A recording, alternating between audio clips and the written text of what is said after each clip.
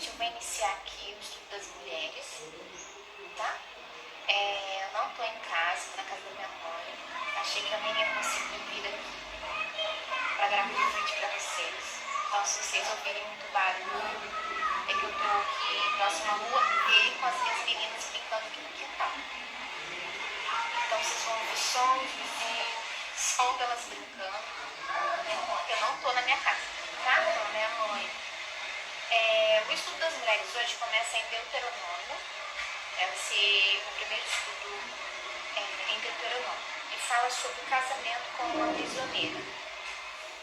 Tá? Ele está em capítulo 21, no versículo 10 até o 14. As mulheres cativas, e foi uma lei determinada ao tratamento adequado por parte dos captores. Então, o que acontecia? Havia uma guerra, né? E aí os israelitas, eles matavam todos os homens, mas as mulheres e as crianças poderiam ser capturadas, levadas como prisioneiras. E aí eles poderiam pegá-las como mulheres para casar. Diz assim: quando vocês guerrearem contra os seus inimigos e o Senhor, o seu Deus, os entregar em suas mãos e vocês fizerem prisioneiros, um de vocês poderá ver entre eles uma mulher muito bonita. Agrade-se dela e toma-la como esposa. Leve-a para casa, ela rapará a cabeça, cortará as unhas e se desfará das roupas que estava usando. Quando for capturada, ficará em casa e pranteará seu pai e sua mãe por um mês inteiro. Depois você poderá chegar-se a ela e tornar-se seu marido, e ela será sua mulher. Se você já não se agradar dela, deixe-a ir para onde quiser, mas não poderá vendê-la nem tratá-la como escrava, pois você a desonrou. Quando os israelitas eles iam para a guerra, Deus já dava vitória para eles. Então eles tinham que matar todos os homens, mas as mulheres e as crianças, eles poderiam ficar para eles. Então quando eles viam uma mulher bonita, eles pegavam para casar, em casamento. Tá? As mais bonitas eles selecionavam como esposa. Então aqui, como eu acabei de ler, né, que fala sobre como eles deveriam agir com essas mulheres, tá? No 10 a 14. Aí eu vou começar a ler aqui no meu resuminho o que eu já aprendi e quero passar para vocês. Uma guerra santa produzia grande número de mulheres viúvas, pois seus maridos tinham morrido em batalha. A ordem de Deus é que todos os homens fossem mortos, mas os filhos de Israel poderiam ficar com as mulheres, as crianças, os animais domésticos e todas as riquezas materiais. Israel não podia tomar homens cativos, nem mesmo com o propósito de reduzi-los à servidão. Então o Senhor mandava matar todos os homens. Não poderia restar nenhum, nem para ser escravo. Mas as mulheres, as crianças, os animais, os bens materiais, eles poderiam ficar, tá? Os homens de Israel estavam proibidos de casar-se com mulheres cananeias ou de qualquer outra das 7 nações que haviam ocupado a Palestina antes deles. Assim impedia que houvesse adoção de costumes pagãos, incluindo a prática de idolatria. Mas as mulheres como moabitas, sírias e edomitas eram aceitáveis para matrimônio, contanto que incorporadas à comunidade hebreia e adotassem a fé em Deus. Então o que acontecia? Todos aqueles que estavam ocupando a Palestina, que eles tomavam a terra, eles não podiam casar. Todos os povos, todas as terras que estavam dentro da Palestina tinham que matar todo mundo, inclusive as mulheres e as crianças, tinham que acabar com tudo, só ficava a terra, para eles dominarem. Já fora da Palestina, eles poderiam ficar com as mulheres, isso eram as moabitas, as sírias e as edomitas. Eles poderiam ficar com elas, contanto que elas mudassem de vida, contanto que elas aceitassem, né, o nosso Deus e esquecessem a vida, os deuses, tudo que elas tinham antes de serem capturadas. Tá?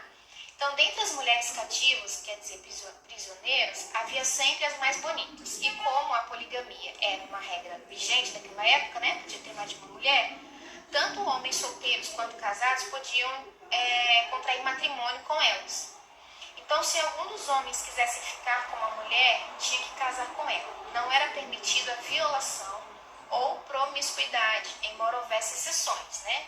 Muitos não obedeciam à lei. Então, o que Deus fazia? Deus permitia com que eles casassem, mas não permitia que usassem somente a mulher, abusassem da mulher e depois abandonassem. Deus não permitia isso. Deus permitia que casasse. Mas para casar, tinha que ter uma regra a ser obedecida, tá? Tipo, uma preparação toda antes do casamento.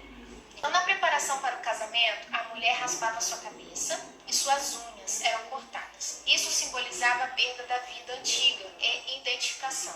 Então, o que acontecia? Lembra que naquelas épocas o cabelo era muito valorizado.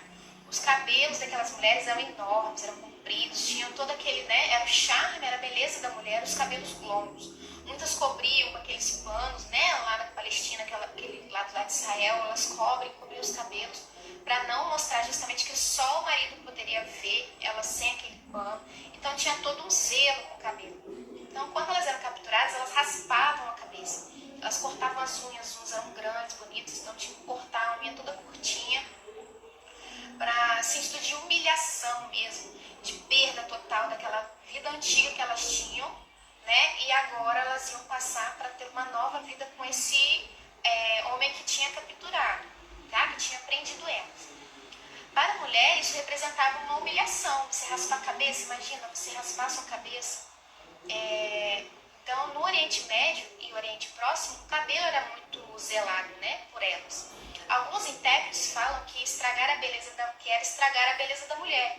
Sua beleza antiga havia terminado e agora haveria de adquirir uma nova beleza. Então, aquela beleza toda que ela tinha na antiga vida que ela tinha, às vezes ela tinha um outro casamento, ou simplesmente não era casada, mas tinha seu pai, sua mãe, sua família.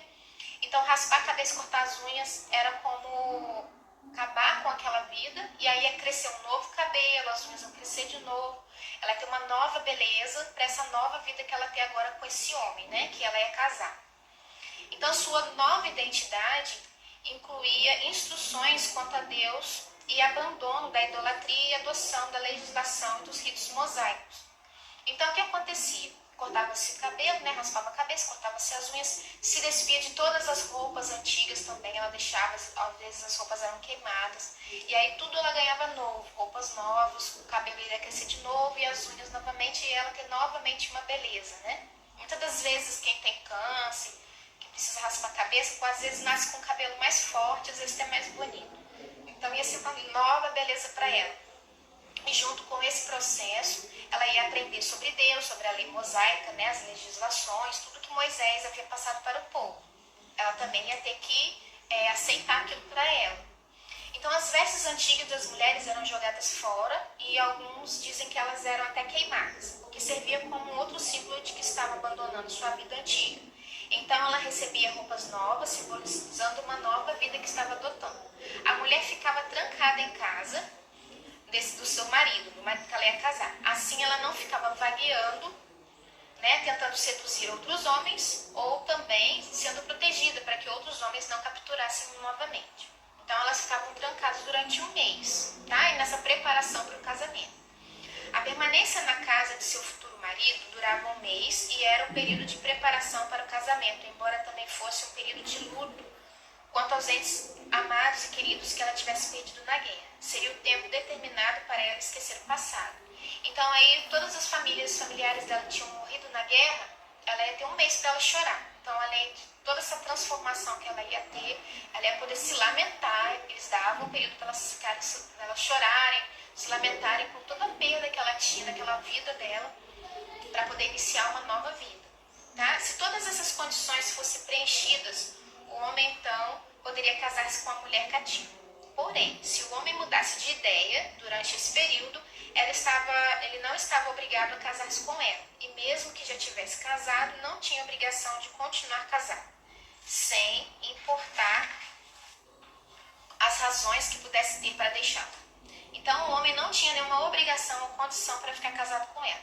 Então, se durante todo esse processo ele resolvesse não casar com ela, ele não era obrigado. Ou se depois que ele tivesse casado, já tivesse tido consumado o casamento e também não quisesse mais ficar com ela, ele poderia também abandonar ela. Ele não tinha nenhuma obrigação. Então, havia essa preparação. Se com toda essa preparação ela ainda não abandonasse a vida antiga, ela ainda estivesse presa ou ainda com os costumes dela, ele podia muito bem desistir de dar essa nova chance para ela de vida, E aí ela ia ficar livre para fazer o que quisesse. Então, porém, se chegasse a dissolver o casamento, ele não poderia nem vendê-la como escrava para outro homem, e nem usá-la como escrava também para si próprio. Então aqui Deus dá condições humanas, ao contrário das práticas pagãs que havia em relação às mulheres cativas. Uma vez que dissolvido o casamento, a mulher estava livre e podia continuar sua vida, talvez até se casando de novo, se assim preferisse fazer. Então os pagãos não faziam isso, eles pegavam as mulheres e abusavam sexualmente, usavam como escravas, eles não davam nenhum valor, eles sim, eram como um bicho. E lá não, os israelitas, pela orientação de Deus, tinha todo esse cuidado, esse zelo, apesar de depois, se ele não quisesse ficar com ela, ele também não ia judiar dela, ele também não ia abandonar, assim, se tornando escravo para ser escrava de outra pessoa. Ele ia deixá-la livre para ela fazer o que quisesse. Então as orientações dadas por Deus promovem uma atitude mais humana em tempos de guerra, onde era comum as mulheres serem estrupadas e capturadas para serem vendidas como escravas. O texto proíbe que um guerreiro apenas satisfazesse seus desejos, além de não permitir o comércio de mulheres escravas. O soldado deveria se tornar responsável por ela e devia respeitar o seu período de luto. As mulheres não seriam vistas como objeto, mas como uma pessoa com direitos e dignidade. Deus ainda via uma chance para elas se tornarem como o povo de Israel. E ainda valorizava, se importava com elas, porque se aquele homem ainda mesmo assim não quisesse ficar com ela, desistisse, ela estava livre para fazer o que quisesse. Ela não ia se tornar uma escrava, uma prostituta, né? Então o que a gente aprende com isso? Gente, eu li e falei assim, Deus, o que eu tento com isso aqui? Aí, no decorrer da leitura disso de vida nova, vida velha e vida nova, eu fiquei pensando muito para nós, né? De quando a gente encontra verdadeiramente Deus e Jesus, a gente deixa a vida velha, né, e passa a ter uma vida nova. Então a mensagem que eu entendi foi essa, de que a gente deixa aquela vida velha e passa a ter uma vida nova. Deus nos dá essa segunda chance para viver de novo, mas seguindo os seus mandamentos, as suas leis, as suas regras, como o povo, aquela mulher deveria viver naquela época, a partir daquele momento que elas casassem, né? Então, o que eu anotei aqui? Quando nos entregamos ao Senhor, nós estávamos prisioneiros do pecado, do engano, da alma ferida. Mas Deus olha para nós e se compadece, vê o nosso sofrimento, nossa dor, assim como aquelas mulheres. Deus nos leva para casa, para perto dele, para nos purificar. Então Deus nos olha com compaixão, como aqueles homens olharam para aquela mulher ali, que quiseram, né, pegá-la, protegê-las naquela situação. Deus olha para nós com compaixão, para nos proteger, nos resgatar de tudo que é mal, de tudo que é sofrimento, da nossa alma ferida, e nos levar para casa, nos levar para perto dele, para nos dar uma nova vida. O Senhor nos traz para perto para nos purificar, assim como as mulheres raspavam a cabeça, cortavam as unhas e se desfaziam das roupas. O Senhor toca nossos corações, nos faz sentir arrependidos, humilhados, lavando-nos dos maus pensamentos, renovando nossa mente para uma nova postura, novos pensamentos. Assim como elas cortavam as unhas, Deus corta as nossas impurezas. Ele tira todo o nosso mal, limpa-nos de todo o pecado que nós trazemos, né? Então, ao despir-se das roupas que elas tinham, que aquelas mulheres deixavam, que eram suas lembranças da vida velha para trás, desse modo o Senhor também nos dá novas vestes, uma vida nova, mudando assim as nossas atitudes, comportamentos, tendo uma nova postura espiritual, não só externamente. Deus quer fazer uma mudança em nossos corações. E assim como o interior, mudando tudo que nós temos por dentro, nós vamos nascer de novo e vai mudar tudo por fora. Então, assim como aquelas mulheres passavam por toda aquela transformação de deixar a vida velha para ter a vida nova, o Senhor também faz conosco essa transformação de nos limpar, nos purificar, todo o nosso interior, nos perdoa de todos os nossos pecados, nos dá aquele arrependimento no coração, né? Desejo de fazer tudo de novo, de fazer diferente, de fazer com Ele, de entregar a vida para Ele. O Senhor dá novas vestes, né? E dizem que é vestes brancas, né? Que Ele nos dá uma nova chance. E assim como as mulheres tinham um mês para se lamentar pelas perdas dos entes queridos, Deus também nos dá tempo para esquecer o passado e adaptar-nos a uma nova vida. Então, como elas tinham um mês para ficar lá se preparando, se lamentando, Deus também nos dá o tempo. A nossa mudança, quando a gente, né, passa a escolher andar com Jesus, ela não é de uma hora para outra. A conversão é a cada dia, né? Leva tempo, é durante toda a nossa vida.